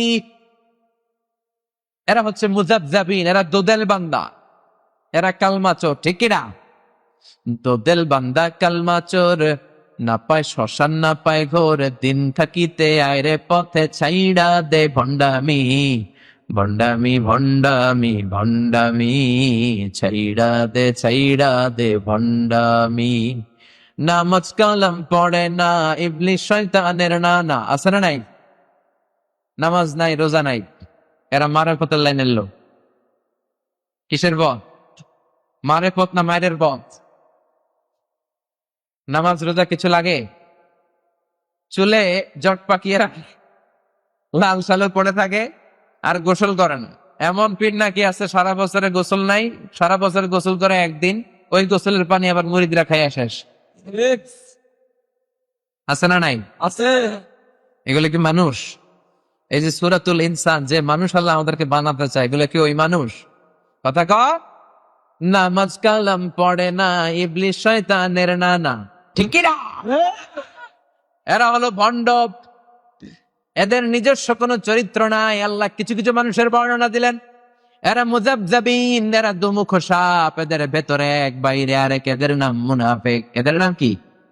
ইউযহিরু খিলাফা মা ইউবতিন, ভিতরে একটা বাইরে আরেকটা। এদের অবস্থা মধু হই হই বিষ হাবাইলা, মধু হই হই বিষ হাবাইলা। এরা বলে যে এটা মধু, এটা খান, এটা মধু, এটা খান। আসলে কি? আসলে কি? এরা কি মুমিন না মুনাফিক? মুমিন না মুনাফিক? এজন্য আল্লাহ বললেন কিছু বান্দা শুকরগুজার, কিছু বান্দা কুফরি করে, কিছু বান্দা মুনাফিকি করে। আবার আমার বান্দার মধ্যে কিছু বান্দা আছে আজুলা। আজুলা মানে তাড়াহুড়ো করে। খলিকাল ইনসানু মিন আজাল, মানুষকে আজাল থেকে তৈরি করা হয়েছে। মানুষ সব নগদ চায়। মানুষের মধ্যে একটা প্রবৃত্তি আছে, সে সব নগদ চায়। নগদ যা পাও হাত পেতে নাও, বাকির খাতায় শূন্য থাক। দূরের বাদ তো লাভটি শোনে, মাঝখানে যে বেজায় ভাগ। আচ্ছা না ভাই? নগদ নগদ চায়, তাড়াহুড়ো করে। বিশ্বনবী তাড়াহুড়ো করতে নিষেধ করেছেন। বিশ্বনবী বলেছেন আত-তাআনি মিনাল্লাহ ওয়াল উজলাতু মিনাশ শাইতান, তাড়াহুড়ো করা শয়তানের স্বভাব, আর ধীরস্থির ভাবে কাজ করলে ওই কাজে বরকত দেয় কে? ধীরস্থির ভাবে কাজ করতে রাজি আছেন তো? বিশ্বনবী সব কাজ ধীরস্থির ভাবে করতেন। এমনকি সালাতে বিশ্বনবী খুব ধীরস্থির ছিলেন। কিন্তু আমাদের নামাজে তাড়াহুড়ো আছে না নাই? আমরা নামাজে পড়ি আবার মনে দিক সেদিক যায়। নামাজে পড়ি, ক্রিকেট খেলায় মাশরাফি বিন মর্তুজা ছক্কা মারলো না, আউট হইলো, চিন্তা আছে না নাই? নামাজে পড়ে আমার পছন্দের সিরিয়াল শুরু হইলো কিনা টেনশন আছে না নাই? বিশ্বনবী নামাজ পড়তে বলেছেন ধীরস্থির ভাবে, এবং জামাত যখন শুরু হয় সেখানে বিশ্বনবী ধীরস্থির ভাবে যেতে বলেছেন, দ্রুত যেতে নিষেধ করেছেন। যখন নামাজের একামত হয়ে যায় দৌড়ে দৌড়ে নামাজে যাও না, হেঁটে হেঁটে ধীরস্থির ভাবে যাও। ফামা আদরাকতুম ফাসাল্লু, যদ্দূর পাবে ধীরস্থির ভাবে আদায় করো। আমা ফাতাকুম ফাতিমু, যতটুকু তোমার ছুটে যায় এটা একা একা পড়ে নাও, কবুল করে নেবে কে? কিন্তু জামাত ধরার জন্য দৌড়াদৌড়ি আছে না নাই? আপনাদের হয় না মাগরিবের নামাজে, এশার নামাজে ইমাম কেরাত শুরু করেছে, বুঝতে পারতেছে যে এখন রুকুতে যাবে, দৌড় মারে, আছে না? অজু করার সময় অনেকে তাড়াহুড়ো করে অজু করে যে দৌড়িয়ে যে ধরবে, এরকম অনেক আছে তাড়াহুড়ো করে অজুর মাঝখানে কেরাত শুনতেছে, ওয়াদ্দুহা ওয়াল্লাইলি ইযা সাজা মা ওয়াদ্দাআকা রাব্বুকা ওয়া মা ক্বালা। এখন যিনি অজু করতেছে উনি ভাবতেছে সূরা তো আমার মুখস্থ, কিছুক্ষণ পরেই এই সূরা শেষ, আর সূরা শেষ হইলে ইমাম সাহেব যাবে রুকুতে। রুকু ধরার জন্য অজু করে দিচ্ছে দৌড়, মসজিদে ছিল টাইলসের মসজিদ, উল্টায় বসছে, মুসল্লি একদিকে লুঙ্গি আরেকদিকে, এরকম আছে না নাই? বিশ্বনবী বললেন তাড়াহুড়ো করে কাজ করা শয়তানের স্বভাব। আল্লাহ বললেন ইবলিস তাড়াতাড়ি আদমরে সেজদা দে।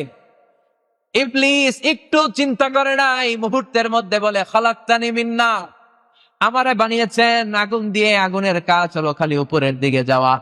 ওয়া খালাকতাহু মিন তিন, আদমকে বানিয়েছেন মাটি দিয়ে, মাটির কাজ হলো নিচে পড়ে থাকা।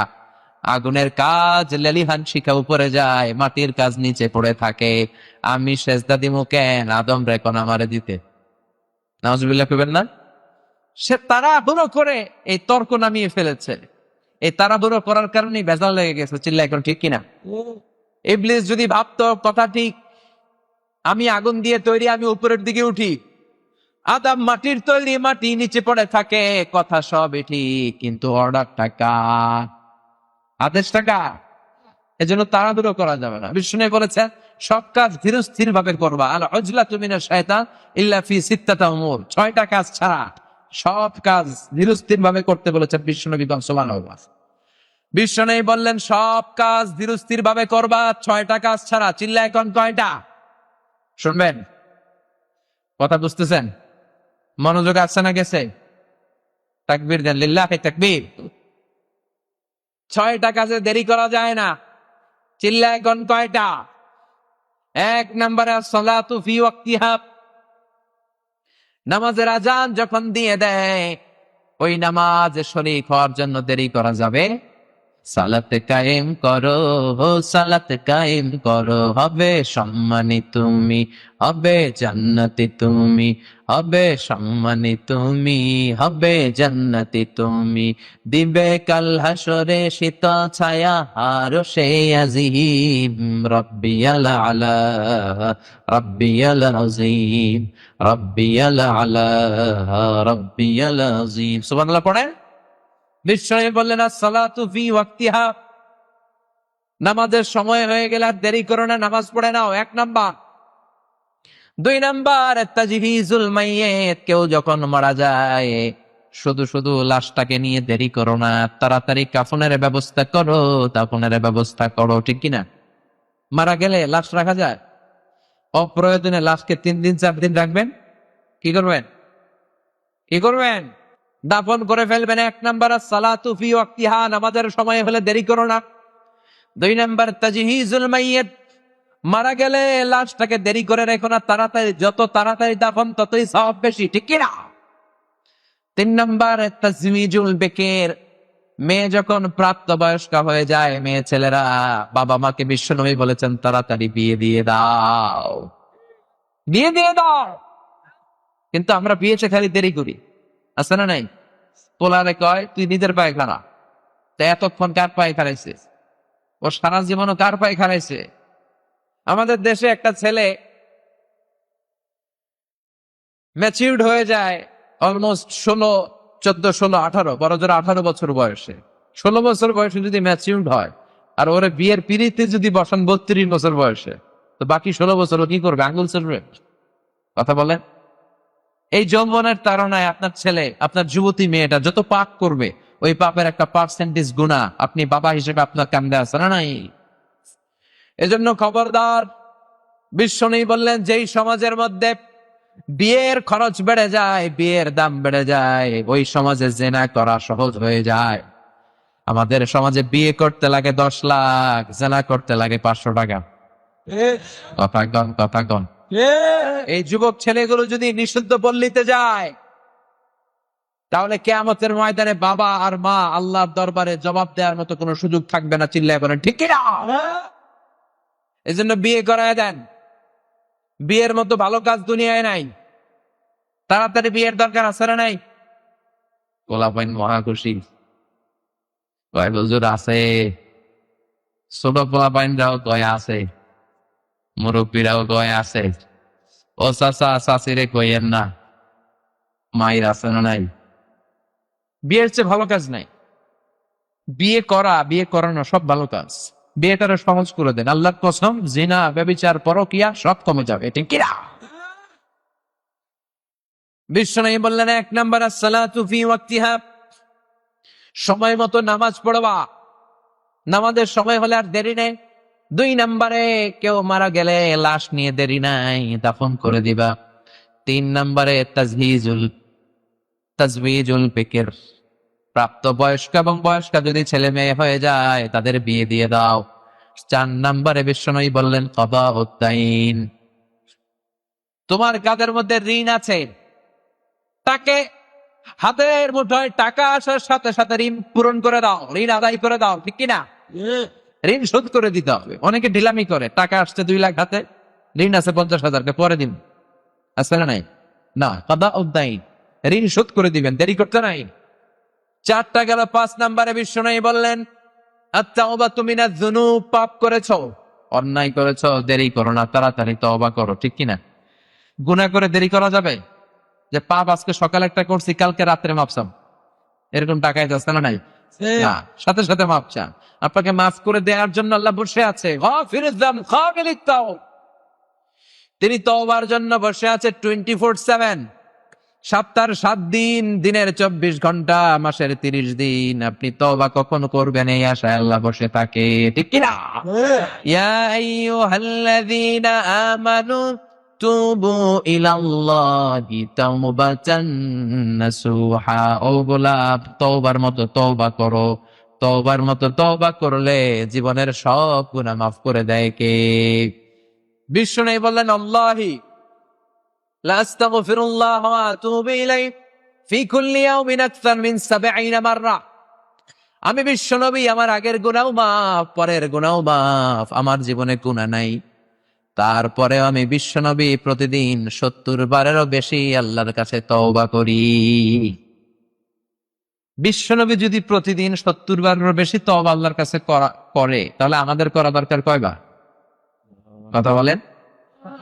এজন্য বিশ্বনবী বললেন 5 নাম্বার আত-তাওবাতু মিনাজ যুনুব, অন্যায় হয়েছে, পাপ হয়েছে, দেরি নাই, সাথে সাথে তওবা করো। 6 নাম্বার ইতআমুদ দুয়ুফ, মেহমান আসছে খাবার দিয়ে দাও। মেহমান আসলে তাড়াতাড়ি আপ্যায়ন করো, দেরি করো না। মান কানা ইউমিনু বিল্লাহি ওয়াল ইয়াউমিল আখির ফালিউকরিম দাইফাহু, যে আল্লাহকে বিশ্বাস করে, আখিরাতে বিশ্বাস করে, সে যেন মেহমানের আপ্যায়ন করে। অনেকে মেহমান আসলে নাখোশ হয়ে যায়, কয় এত মেহমান আইয়ে কে, খাও মুখ কই গা, আছে না নাই? মেহমান কিন্তু আপনার খাবারে, আপনার রিজিকে ভাগ বসানোর জন্য আসে না। সে আল্লাহর পক্ষ থেকে রিজিক এনে আপনার রিজিকে আরো বরকত ঢুকানোর জন্য চলে আসে। সুবহানাল্লাহ পড়েন। এজন্য বিশ্বনবী বললেন, আল উজলাতু মিনাশ শাইতান, তাড়াহুড়ো করে কাজ করা এটা শয়তানের স্বভাব। কিন্তু 6টা কাজে তাড়াহুড়ো করতে সমস্যা নাই। 1 নাম্বার, নামাজের সময় হলে নামাজ পড়ে ফেলা। 2 নাম্বার, কেউ মারা গেলে তাকে তাড়াতাড়ি দাফন দিয়ে দেয়া। 3 নাম্বার, সন্তান, ছেলে মেয়ে যদি প্রাপ্তবয়স্ক হয় বিয়ে দিয়ে দেয়া। 4 নাম্বার, ঋণ যদি কাঁধে থাকে, হাতে টাকা আসলে ঋণ পরিশোধ করা। 5 নাম্বারে বিশ্বনবী বললেন তওবা করা, পাপ করার সাথে সাথে তওবা করা। 6 নাম্বারে বিশ্বনবী বললেন মেহমান আসার সাথে সাথে মেহমানকে আপ্যায়ন করে দেয়া। এখন সুবহানাল্লাহ। তাহলে কোনো কাজে তাড়াহুড়ো করা যাবে না। এই 6টা কাজ ছাড়া চিল্লা একদম ঠিক কিনা? ধীরস্থির ভাবে সালাতে থাকার দরকার আছে না নাই? এজন্য আল্লাহ বললেন কিছু মানুষ আছে শাকুরা, কিছু আছে কাফুরা, কিছু আছে আজুলা, আবার কিছু মানুষ আছে সব ভুলে যায়, আছে না নাই? খেয়েও বলছে খায় নাই, পকেটে ঢুকাইছে কয় আমি কিছু নেই নাই, আছে না নাই? ভুলে যায়। বিশ্বনবীও মাঝে মাঝে ভুলে যেতেন। বিশ্বনবী বলেছেন রমজানের শেষ দশকে বেজর রাত্রিগুলোতে কদর তালাশ করো। আমরা পড়ি 27 রমজানে, আছে না নাই? আপনাদের ফেনীতে লাইলাতুল কদর হিসেবে কোন রাতে ইবাদত করে? হ্যাঁ, 27। বিশ্বনবী বলেছেন 21, 23, 25, 27, 29, এই 5টা অড নাইট বেজর রাত্রিতে আপনি সমান তালে ইবাদত করবেন। হতে পারে আপনি 27 রমজানে ইবাদত করেছেন, কিন্তু ওই বছর লাইলাতুল কদর ছিল 23 রমজান, হতে পারে না? তাইলে আমাদের সব শেষ, আমও শেষ, সালাও। বিশ্বনবীকে আল্লাহ বলে দিলেন, ও নবী, লাইলাতুল কদর কবে হবে শুনে রাখেন। বিশ্বনবী জানতেন।